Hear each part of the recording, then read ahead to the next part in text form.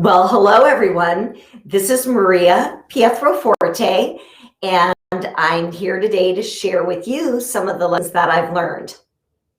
So today we're going to talk about, is excellence your enemy? And I think that it sometimes is, and you don't even know it. And the reason for that is that we're always striving for excellence. We want to be excellent, but we're not always doing the basics that make us excellent. So today we're going to talk about this and frame it in the sense of the service that you provide to your customers, your consumers, your residents, and how you can make sure that excellence is your friend, not your enemy. And some of this is pretty basic, but I guarantee you're not doing the basics all the time, and you're not doing the basics excellently. So how do you make your customers feel important, right? I think that's one of the key elements of excellent service. Well, you make them feel important by listening to them, listening carefully to them. And we tend to not do that. We hear what we want to hear, and we want to skip over and get to a solution that we think they want, when that may not be true.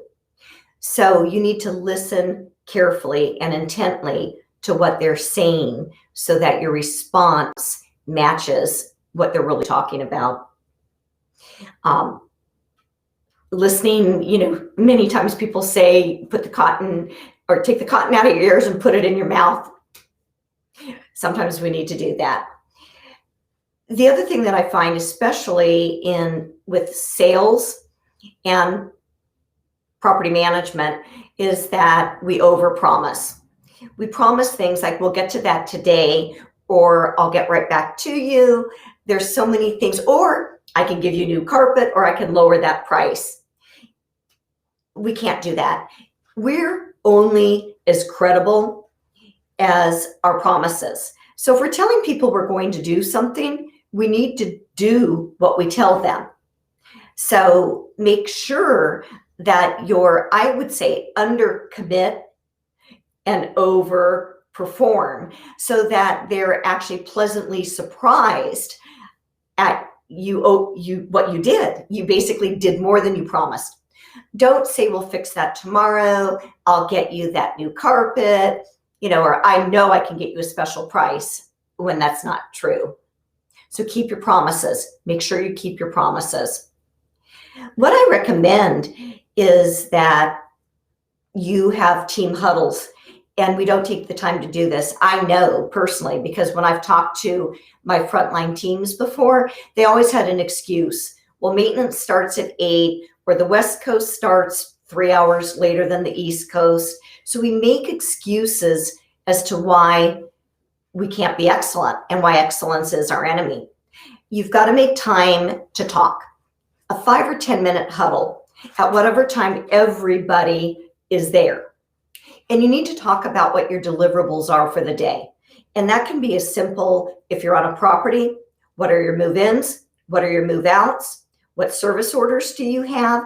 And what tours do you have? Because you want each of those categories to be completely ready, as promised, and delivered with excellence. The only way you're going to do that is if the entire team is communicating. Now, that's the same if you're on sales, whether it's leasing or selling a product. Everybody needs to be in sync.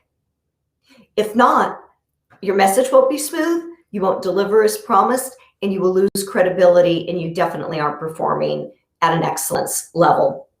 So if you think about it, what's the cost of losing a customer? Over a year, it's a lot of money. If you even think of it just from a vacancy standpoint, you may have it down, but it's not typical that you actually can turn an apartment in 3 days and rent it in a week, so that you're only losing 1 week. And if you have an apartment that rents for $1,000, you've lost $250 of rent. Plus you've incurred all of your turn cost, which easily adds up $500, $1,000, depending on what you have to do. But more often than not, your apartment is available or vacant down for 30 days, sometimes 60 if it's a difficult floor plan or if you're in a competitive market where you've got products outdoing you. So you don't want to lose a customer. The other part that happens when you have an unhappy resident or an unhappy customer is your reputation, and your reputation is key. So to me, first and foremost, do what you say you're going to do, keep your promises, listen more than you talk, get your basics down. You can build from your basics, but if your basics aren't great, you will never be excellent. If you need help with this, or if there's anything that I can do or point you in the right direction, reach out to me. Maria Pietroforte. Find me on LinkedIn, Facebook, YouTube. You can email me. I'm here to help you. Go out today and do one thing that makes a difference and be positive. Have a great week. Bye. See you next Monday.